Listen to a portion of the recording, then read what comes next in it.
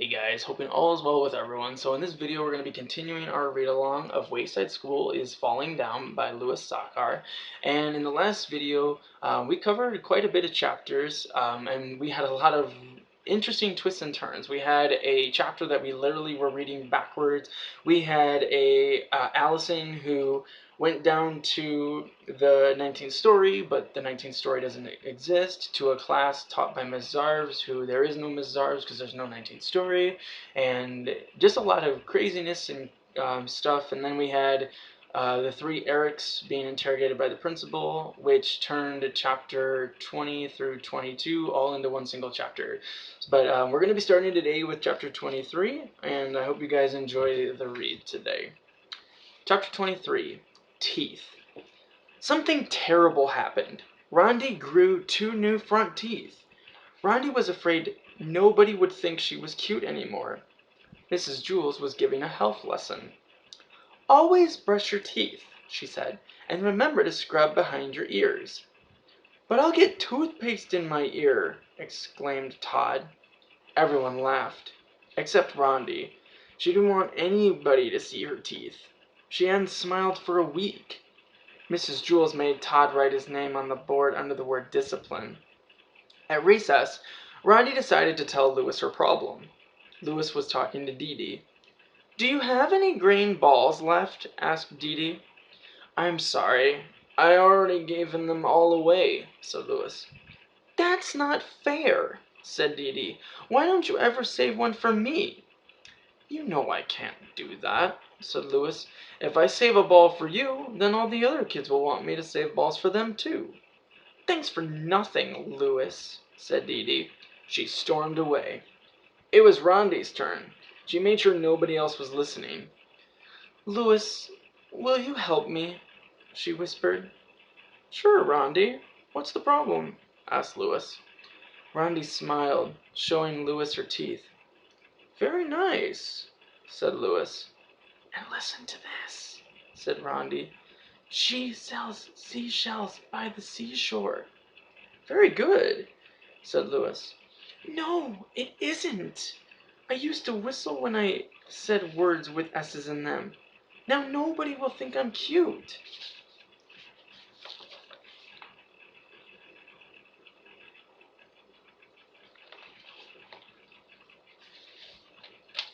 "I think you're cute," said Louis. "You don't count," said Rondi. "Well, thanks a lot," said Louis. "I didn't mean it bad," said Rondi. "You think everybody's cute, even Miss Mush. That's why I like you." "Thank you, Rondi. I like you too." "Thank you," said Rondi. "Will you please kick me in the teeth?" "No," said Louis.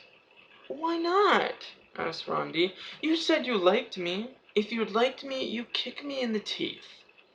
"You know I can't," said Louis. "If I kick you in the teeth, then all the other kids will want me to kick them in the teeth too." Rondi scowled. "Thanks for nothing, Louis," she said. She crawled into the bushes where nobody would be able to see her mouth. "Louis! Louis!" shouted Stephen and Jason as they ran toward him. "Terrence stole our ball," said Jason. "I wish you children would learn to share," said Louis. "Make him give it back," said Stephen. Louis started to say something, then stopped. He twirled his multicolored mustache. "Hey, Rondi," he called. "Will you help me?" Rondi crawled out of the bushes. "You wouldn't help me," she said. "Why should I help you?" "Terrence stole their ball," said Louis. "Make him give it back." "Her?" asked Stephen and Jason. "Me?" asked Rondi. Louis winked at her. Rondi's eyes lit up. "Okay, Louis," she said. "That's a good idea. That's a wonderful idea." She hurried across the playground. Stephen and Jason ran after her. Terrence kicked a red ball up into the air, then ran under it and caught it. "Hey, Terrence," said Rondi. "That's not your ball. You stole it." "Drop dead, Ketchup Head," said Terrence. Rondi walked up to him, stared at him straight in the eye, and said, "In your hat, Muskrat." That surprised Terrence. He took a step back. Then he collected himself and said, "Dig a hole, Millie Mole." Rondi took another step toward him. "Kiss a goose, Dr. Seuss," she replied. Terence looked around. A group of kids had formed a circle around them. "Go to jail, garbage pail," he said. Rondi held her ground. "Go to the zoo, Mr. Magoo," she retorted. Everyone was impressed by how brave Rondi was. "Now, give me the ball," she demanded. "You want it?" asked Terence. "I'll give it to you all right." He raised his fist in the air.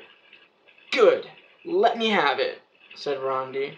She smiled, showing him her 2 new teeth. Terence shook his fist at her. "You're asking for it," he said. "That's right," said Rondi. "I am." Her teeth gleamed at him. Terence brought his fist way back behind him. Rondi closed her eyes. "Hey, look!" exclaimed Phoebe. "Rondi's got new teeth." "They're cute," said Jenny. Rondi opened her eyes. "You think so?" she asked. "No, you were cuter before," said Paul. "I think she's cuter now," said Todd. They took a vote. 12 kids thought she looked cuter with her 2 new teeth, and 12 thought she looked cuter before. 3 thought she should keep just 1 tooth. So Rondi decided to keep her teeth. They were good for biting carrots. Uh-oh, she suddenly remembered. She ducked just in time. Chapter 24, another story about potatoes. Joe was next in line. He had forgotten his lunch. "And what would you like, Joe?" asked Miss Mush. "What do you have?" Joe asked. "Potato salad," said Miss Mush. "Anything else?" asked Joe. "No, just potato salad," said Miss Mush. Mrs. Jules had made Miss Mush throw away the rest of the mushroom surprise, and she made Miss Mush promise never to make it again. "Okay, I'll have potato salad," said Joe.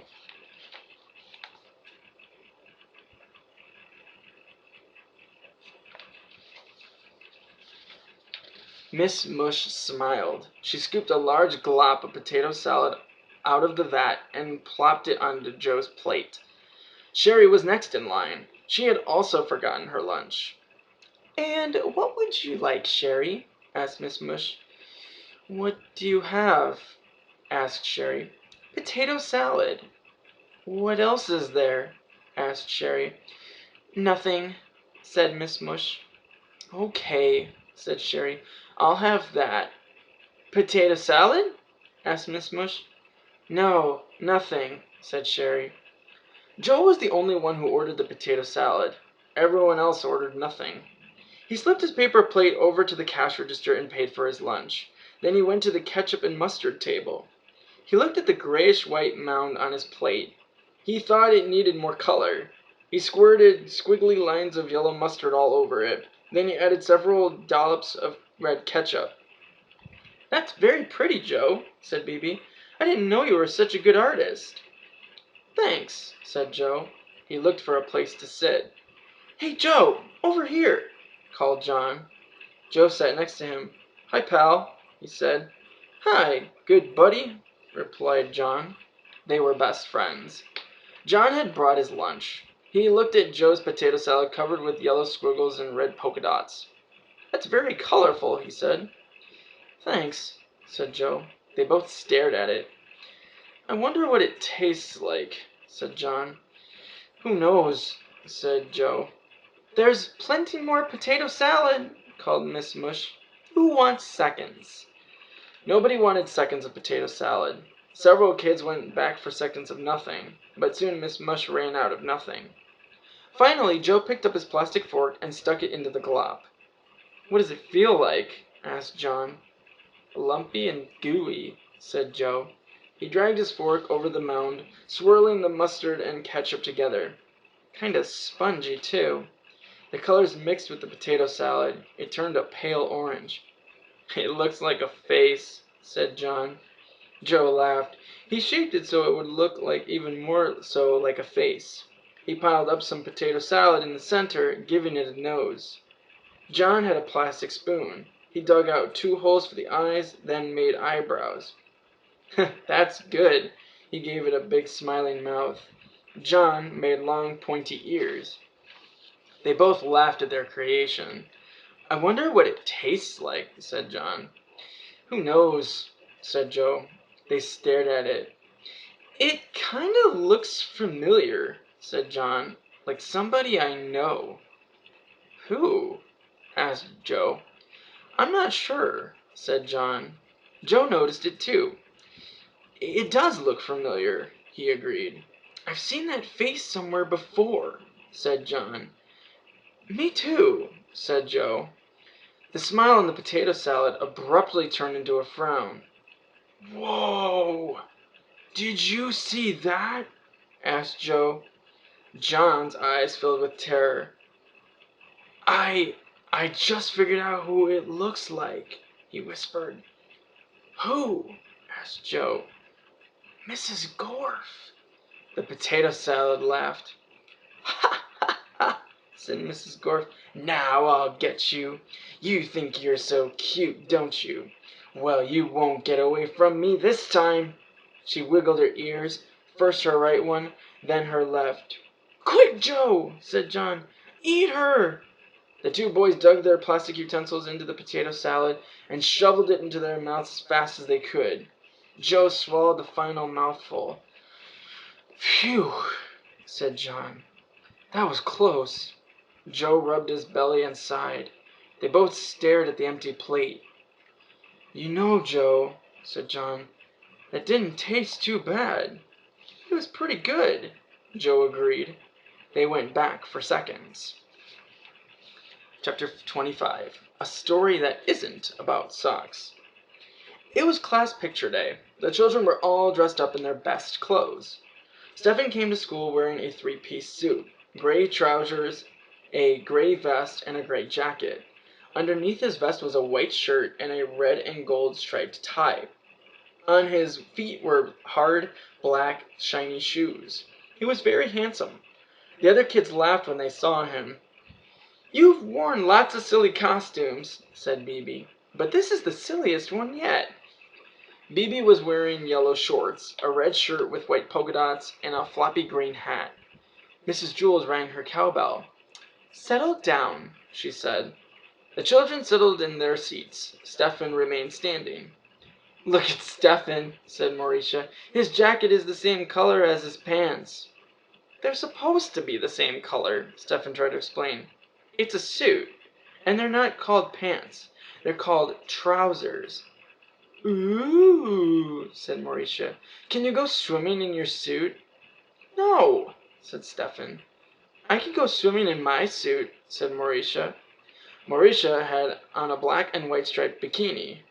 I'm sure Stephen's suit is good for other things, said Mrs. Jules. It is, said Stephen. Like what? Asked Todd. Standing around and looking important, said Stephen. What about sitting? Asked Todd. No, I'm not supposed to sit, said Stephen. The suit might get wrinkled. I'm just supposed to stand around and look important. Oh, said Todd. Todd was wearing white shorts, a Hawaiian shirt, and sunglasses.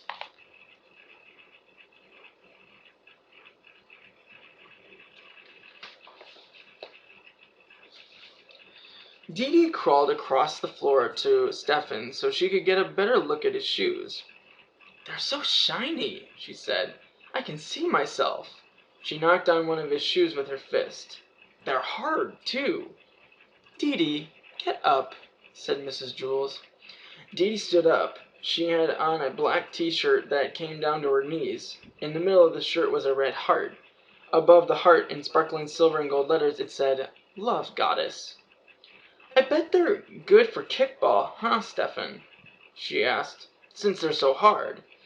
No, said Stephen, I can't run in them, and they hurt my feet. Then why do you wear them? Asked Dee Dee. Because they're uncomfortable, Stephen explained. You have to wear uncomfortable shoes if you want to look important. Oh, said Dee Dee. What's that thing around your neck? Asked Paul. It's a tie, said Stephen. Does it keep your neck warm? Asked Paul. No, said Stephen. Does it hold your shirt on? asked Paul. "No," said Stefan. "Well, what's it for?" asked Paul. "It chokes me," said Stefan. "Oh," said Paul. "The more it chokes me, the better I look," Stefan explained. "See?" He tightened his tie. "Oh, yeah," said Paul. "You look real handsome." Paul was wearing cowboy and Indian pajamas. Stefan pulled his tie tighter. "Now how do I look?" he asked. "Wow, you look great," said DJ. "Pull it tighter." Stefan pulled his tie even tighter. "How's this?" he gasped. "You look great and very important," said DJ. DJ was wearing a toga made out of his bedsheet.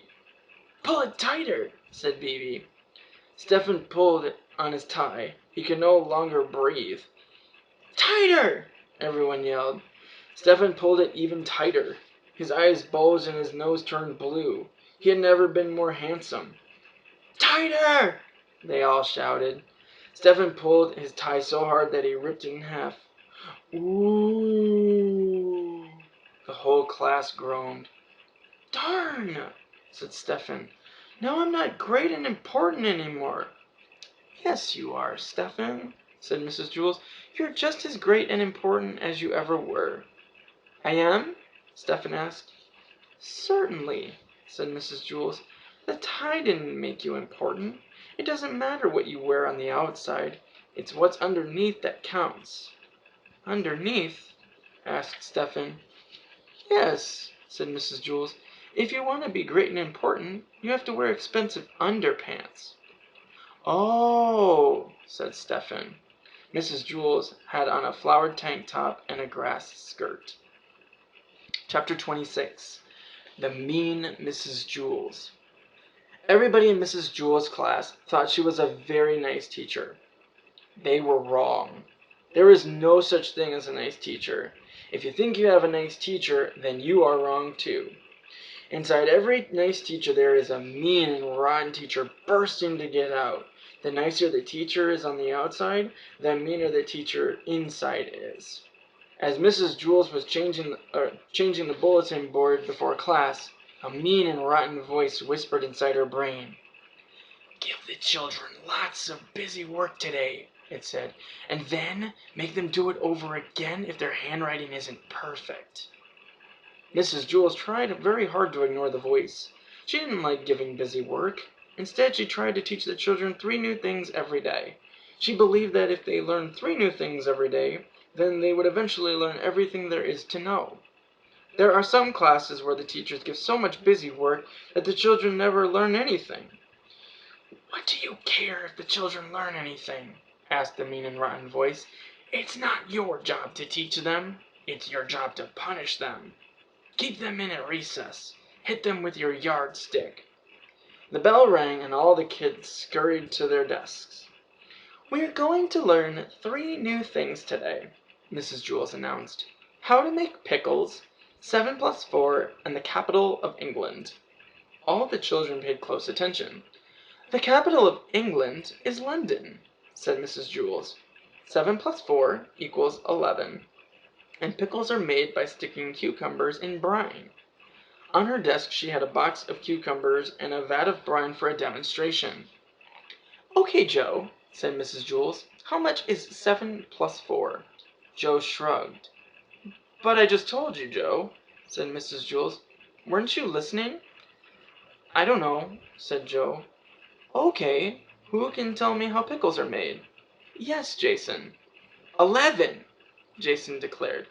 Mrs. Jules frowned. "That's a correct answer," she said, "but unfortunately I didn't ask the right question. Can anyone tell me how pickles are made?" "Yes, BB." "In London," said BB. "I suppose they make some pickles in London," said Mrs. Jules. "Okay, let's start again. Calvin, what's the capital of England?"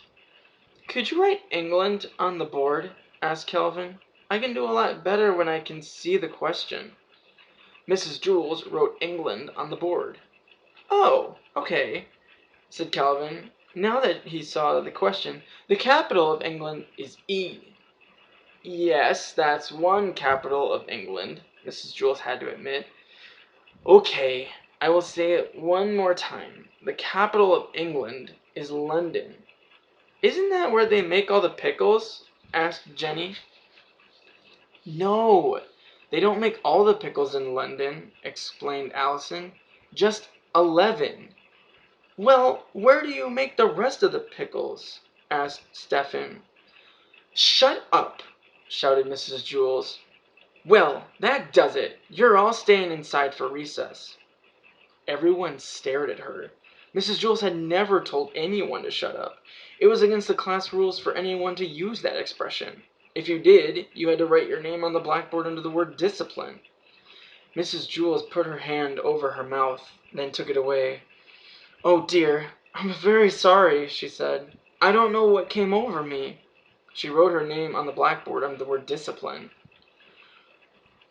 Perhaps you'll learn the lesson better if you write it down, she suggested. Everyone please take out a piece of paper and a pickle. Everyone laughed. Pencil! Pencil! Snapped Mrs. Jules. I meant to say pencil. It just came out pickle. I don't know pickles came from pencils, said Jenny. I thought they came from cucumbers. I thought they came from London, said Todd. Mrs. Jules made an ugly face. Todd, didn't I just tell you to shut up? She asked. She picked up her yardstick and held it over Todd's head. Well, answer me, she demanded.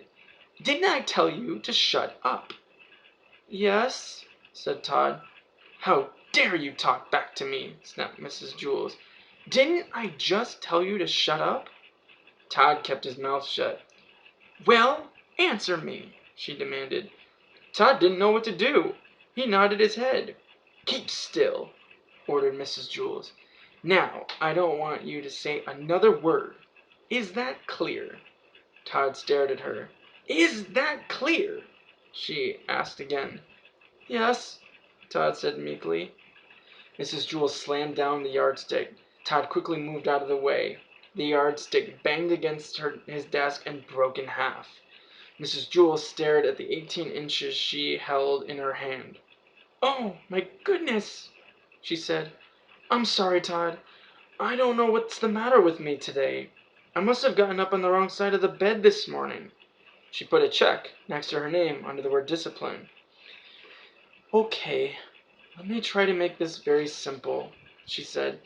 If I have 7 cucumbers, and then I add 4 more cucumbers, and then I drop all the cucumbers in brine and take them to the capital of England, what do I have? How many? And where am I? Huh? Said DJ. What? Asked John. Could you write the question on the board, please? Asked Rondi. Shut up! Mrs. Jules yelled a third time. In a mocking voice she said, Could you please write the question on the board, please? You kids think you are so cute. Well, we'll see just how cute you really are. She picked up the vat of brine from her desk. How would you like it if I poured this on your heads? You won't be so cute when you're all shriveled up and covered with warts. Like pickles. She walked up and down the aisles carrying the pickle juice and glaring at the children. No one dared make a sound. She stopped next to Leslie. How about you, Leslie? She asked. How would you like pickled pigtails? Leslie trembled. Her pigtails wiggled. Well, I'm going to ask you 3 questions, Leslie, said Mrs. Jules, and if you don't answer them all correctly, I'm going to dump this on your head. Leslie gulped. Question 1, said Mrs. Jules. How much is 7 plus 4? Leslie quickly tried to count on her fingers, but she didn't have enough. 11, she guessed. A look of disappointment came over Mrs. Jules' face. Okay, question 2. What is the capital of England? London, Leslie said nervously. Rats, said Mrs. Jules. Okay, question 3. She looked down at the vat of brine she was holding and shook her head. She thought a moment, then smiled. What is the name of my cousin who lives in Vermont? Leslie had no idea. so she just had to take a wild guess. She closed her eyes and said, "Fred Jules?" "Wrong!" exclaimed Mrs. Jules. She raised the vat of brine high above Leslie's head and started to tip it over. Paul jumped out of his seat. Those pigtails once had saved his life. Now it was his turn to return the favor. He pushed the vat of brine back the other way. He was trying to push it up straight, but then pushed too hard. It poured all over Mrs. Jules, drenching her. Paul froze in terror. Mrs. Jules blinked her eyes. Pickle juice dripped down her face. "Thanks, Paul," she said. "I needed that." The brine that cured her. She had circled her name on the back blackboard and sent herself home early on the kindergarten bus. And I'll stop the video there, ending chapter 26. But I hope you guys enjoyed the read today, and we hope to see you guys next time where we'll be continuing our read-along of Wayside School is Falling Down. But as always, guys, thank you so much for watching. Please take good care and be safe. Bye.